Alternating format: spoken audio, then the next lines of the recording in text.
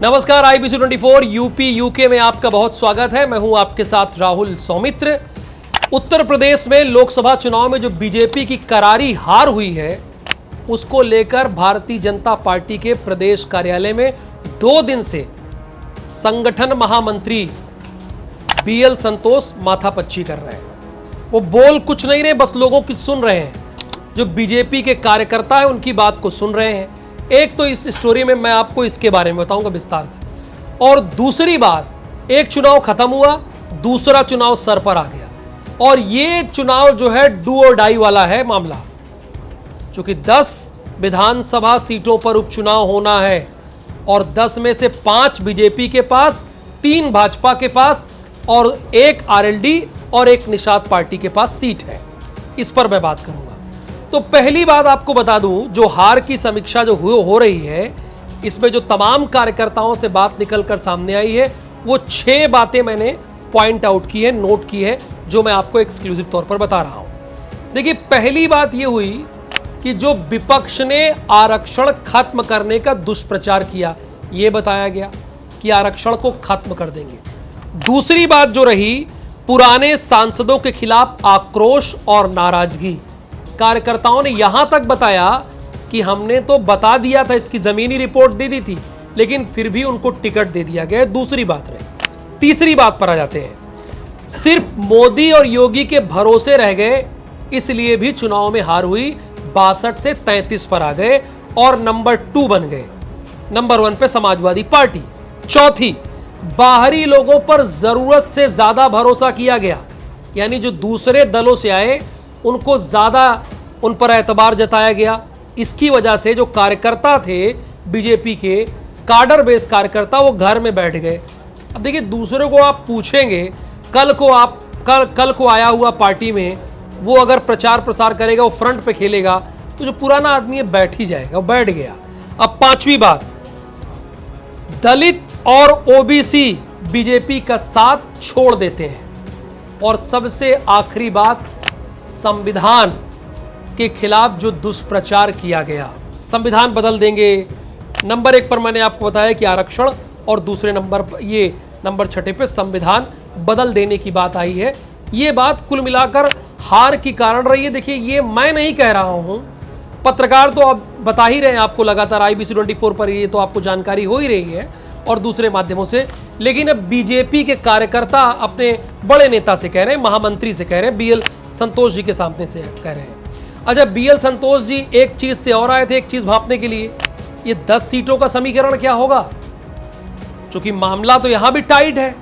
अच्छा, 10 कौन कौन सी सीटों पर उपचुनाव है, ये जरा आप जान लीजिए। उसके बाद में विस्तार से बता रहा हूं। जरा स्क्रीन पर ले आइए जिन जिन सीटों पर नाम है।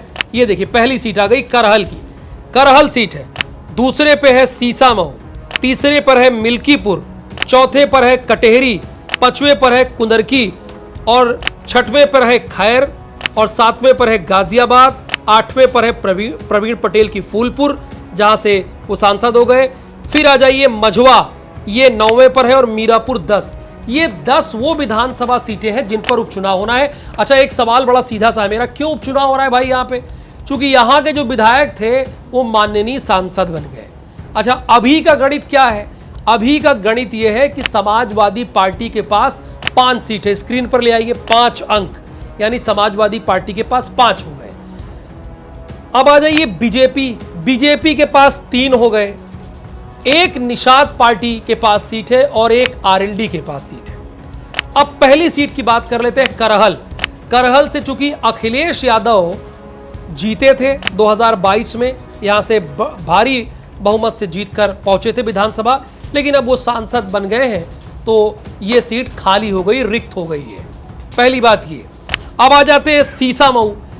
इरफान सोलंकी समाजवादी पार्टी का ये गढ़ कही जाती है, कानपुर जिले की ये सीट है। यहां से इरफान सोलंकी चूंकि सजायाफ्ता हो गए, 7 साल की सजा हो गई है, इसलिए वो चुनाव नहीं लड़ सकते। 2 साल से अधिक सजा होने पर आप जानते हैं कि वो चुनाव नहीं लड़ सकते, सदस्यता रद्द। अब यहां से भी ये भी समाजवादी पार्टी की गढ़ रही है। अब आते हैं तीसरे नंबर पर, मिल्कीपुर। अच्छा, मिल्कीपुर सबसे हॉट सीट। इसी सीट से अवधेश प्रसाद जो एससी समुदाय से आते हैं, ये सांसद बने हैं, 9 बार के विधायक रहे हैं इसी सीट से, 9 बार के, 1-2 बार के नहीं, 9 बार के। और खबर ये चल रही है कि यहां से अवधेश प्रसाद के सुपुत्र अजीत को टिकट दिया जा सकता है, अजीत प्रसाद को टिकट दिया जा सकता है। 9 बार लगातार से विधायकी का इलेक्शन जीतना एक सीट से बहुत बड़ी बात होती है। ये रिकॉर्ड प्रमोद तिवारी के पास ही है, बाकी के पास नहीं है। एक बात ये हो गई, ये भी समाजवादी पार्टी की गढ़ वाली बात है। अब आ जाते हैं कटेहरी सीट से। असल में अंबेडकर नगर से सांसद बन गए हैं लालजी वर्मा, जो पहले बहुजन समाज पार्टी में हुआ करते थे, लेकिन आजकल समाजवादी पार्टी के बड़े कद्दावर नेताओं में इनकी गिनती होती है। ये सांसद हो गए हैं, तो ये सीट भी खाली हो गई। ये भी समाजवादी पार्टी की गढ़ वाली सीट है। अब आते हैं 5वीं नंबर सीट पे, कुनरकी।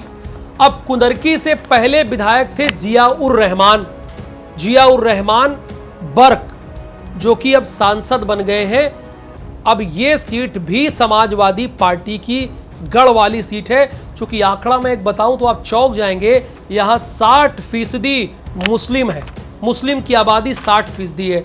अच्छा, ये बताने की जरूरत तो है नहीं कि मुस्लिम और बीजेपी का रिश्ता कैसा है, बताऊं क्या मैं? नहीं, कहिए तो बता दूं, पता है ना, चलिए नहीं बताता हूं। अब 6वें नंबर पर आ जाते हैं खैर। मैं खैर नहीं कह रहा हूं, खैर एक विधानसभा है। खैर विधानसभा में बीजेपी के अनूप प्रधान, चूंकि वो हाथरस के सांसद बन गए, चलिए एक सीट आई, ये हुई बीजेपी की एक सीट। अब यहां भी लड़ाई कांटे की रहेगी आने वाले समय में। हालांकि यहां सांसद बन गए अनूप प्रधान, लेकिन उनकी सीट खाली हुई है। यहां भी लड़ाई कांटे की, ये नहीं कि बीजेपी के लिए मामला एक तरफा है, ऐसा नहीं है। यहां भी कांटे की फाइट आपको देखने को मिलेगी। अब बात कर लेते हैं गाजियाबाद। देखिए, गाजियाबाद 10 में से एकमात्र ऐसी सीट है जो भारतीय जनता पार्टी के लिए ये कहा जा सकता है कि चलो भैया ये सेफ सीट है गाजियाबाद। क्योंकि अतुल गर्ग ये मंत्री भी थे योगी सरकार में, अब ये सांसद हो गए हैं। गाजियाबाद से महज 32 किलोमीटर की दूरी पर पार्लियामेंट है, तो अब ये अतुल गर्ग यहां जाएंगे। अब आ जाते हैं फूलपुर सीट। फूलपुर से प्रवीण पटेल, जो कि प्रवीण पटेल भारतीय जनता पार्टी के हैं, ये सांसद हो गए फूलपुर लोकसभा के। फूलपुर लोकसभा भी है, विधानसभा भी है। अब ये सीट, चूंकि ये प्रवीण पटेल जो यहां से विधायक का चुनाव भी बामुश्किल जीते थे और सांसद का चुनाव भी 4800 वोट से जीते थे, लिख कर आप ले लीजिए। ये भी फंसी हुई सीट है, ये भी समाजवादी पार्टी की कांटे की टक्कर यहां पर होगी। पटेल बाहुल्य इलाका है, ओबीसी बाहुल्य इलाका है ये फूलपुर की। अगर मैं बात करूं तो ये भी सीट फंसी है। प्रवीण पटेल ने तो निकाल लिया था उस दौरान, लेकिन ये भी फंसी है ये फूलपुर वाली। अब बात कर लेते हैं मझवा की। मझवा, चूंकि यहां से निषाद पार्टी के कैंडिडेट जीते थे, नाम उनका है डॉक्टर विनोद कुमार बिंद। ये निषाद पार्टी से जीते थे। निषाद पार्टी और भारतीय जनता पार्टी की मित्रता है, गठबंधन है, आप जानते ही हैं। लेकिन अंतिम समय में सांसद का टिकट जो है, सांसदी का टिकट डॉक्टर विनोद कुमार बिंद को बीजेपी के कोटे से दे दिया गया था। तो यहां से विनोद कुमार बिंद बीजेपी के सांसद हो गए। तो क्या यहां पर निषाद पार्टी अपना दावा ठोकेगी? हालांकि उसका मोरल डाउन है और बीजेपी को जीत से कुछ कम मंजूर नहीं है। अब बात कर लेते हैं मीरापुर, ये लास्ट यानी 10वीं विधानसभा है जहां उपचुनाव होना है। अब देखिए यहां पेच क्या फंसा है। यहां के चंदन चौहान चुनाव अपना जीत गए हैं, बिजनौर से वो सांसद हो गए हैं। अच्छा, चंदन चौहान 2022 में सपा और आरएलडी के गठबंधन से विधायक हुए थे और अब आरएलडी और भारतीय जनता पार्टी के गठबंधन से वो माननीय सांसद बन गए हैं। ये सीट भी कांटे की टक्कर वाली है। तो मैंने कहा था, एक लाइन आपको ध्यान है ना, महात्मा गांधी का वो भले डायलॉग हो, डू और डाई। अखिलेश यादव पिछले 12 साल से भारतीय जनता पार्टी को हराने के लिए मेहनत कर रहे थे, हरा नहीं पा रहे थे। 4 चुनाव बीत गए, ये इस चुनाव में हराया है भारतीय जनता पार्टी को अखिलेश यादव ने। तो कॉन्फिडेंस उनका हाई है। और जो जिस 10 सीटों पर चुनाव हो रहा है वो समाजवादी पार्टी के गढ़ कही जाती है। तो ऐसे में एक माहौल बनेगा ना, माहौल क्रिएट होगा कि योगी का जलवा कायम है या नहीं। माहौल तो ये भी होगा ना भाई, पूछेंगे ना लोग। अब वो तो चुनाव देश का चुनाव था, तो ये एक प्रकार से ये हो गया कि भाई मोदी और योगी का चेहरा। अब ये तो सीधे सीधे योगी आदित्यनाथ के चेहरे पर लड़ा जाएगा। उन्होंने कमान भी ले लिया है भैया, अपने 12 मंत्रियों की ड्यूटी लगा दी है। सोचिए योगी आदित्यनाथ कितना सीरियस हैं। तो अभी चुनाव की तारीखों का ऐलान नहीं हुआ है, लेकिन अखिलेश यादव विक्रमादित्य मार्ग पर बैठना शुरू कर दिए हैं अपने कार्यालय।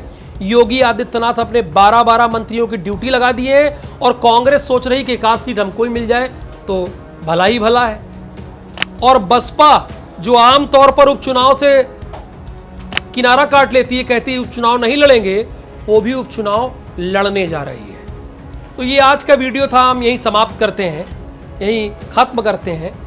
इससे जुड़ी आपको और भी जानकारी चुनाव से रिलेटेड मैं बताता रहूँगा। फिलहाल के लिए बहुत धन्यवाद, नमस्कार।